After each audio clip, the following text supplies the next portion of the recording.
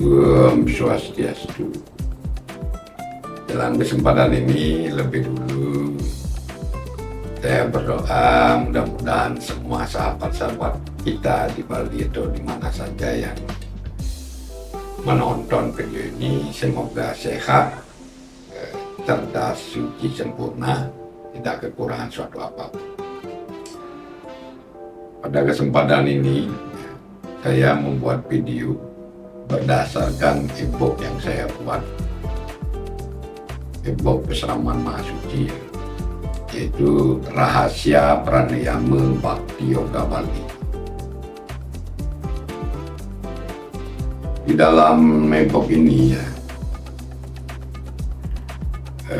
saya tuliskan seperti ini. Pranayama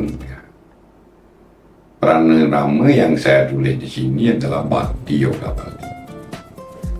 Dengan catatan seseorang sudah punya guru di bidang Bhakti Yoga.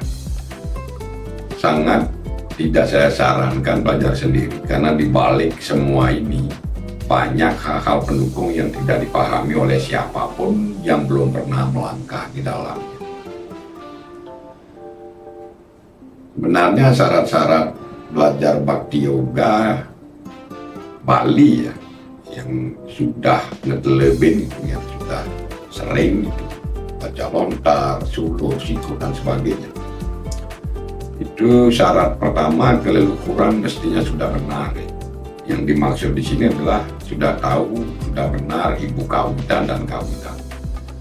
Hal ini amat penting karena semua upacara dan upacara yang dulen harus ada perintah beliau. Ini mungkin sebagian kecil yang tahu betul ini masyarakat kita.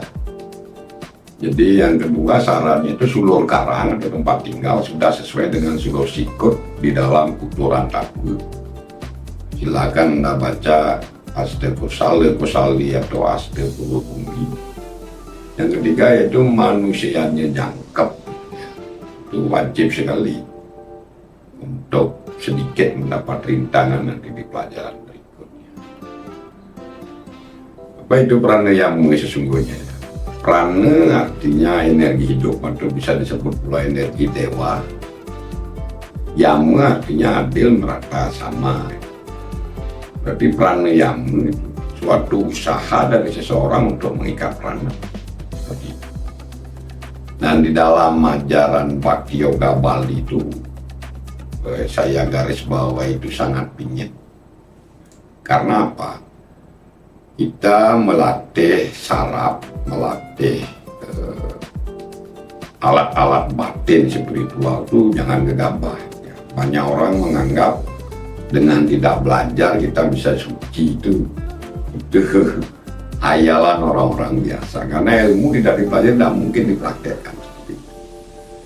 Dan saya sarankan jangan gegabah masalah ini, karena panca yoga dimanapun di seluruh dunia itu dihargai karena rumit dipelajari oleh orang-orang yang masih belum standar pikiran spiritual seperti itu.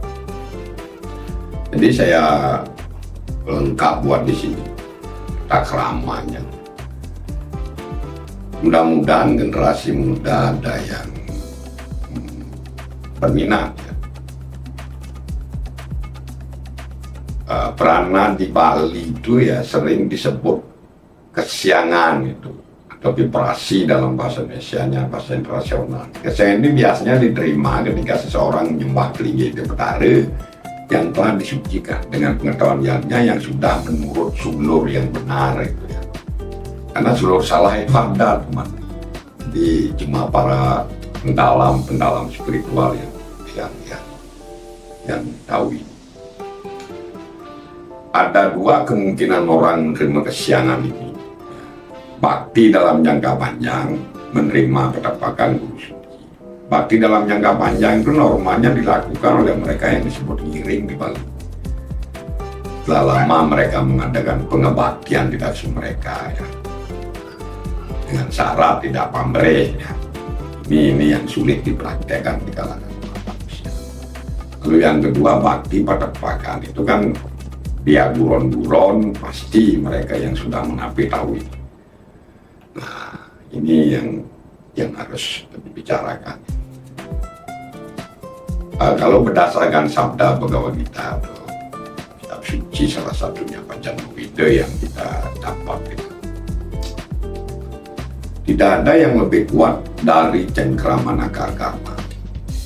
Tidak ada pedang yang lebih tajam selain yoga menepahnya. Karena saya ini sebagai permulaan Bhakti Yoga, karena itu kita sekarang bicarakan Bhakti Yoga.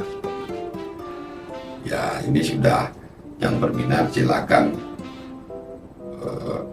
cek ya di deskripsi saya nanti di mana dapat e-book ini. Ya, sekian dan terima kasih. Semoga generasi muda bisa mau belajar memperdalam ilmu. Karena yoga selalu akan memberi manfaat buat pelajarnya ya, bukan yang membuye, bukan yang sekedar baca atau menghafal-hafal. Praktisi berarti dia mempraktekkan teori-teori yang ada di dalam kehidupannya sehari-hari ya. Ini sangat erat kaitannya dengan mindset. Mindset itu cara hidup, pilihan hidup, keberanian hidup. Ya begitu saja. Om Santi, Santi, Santi.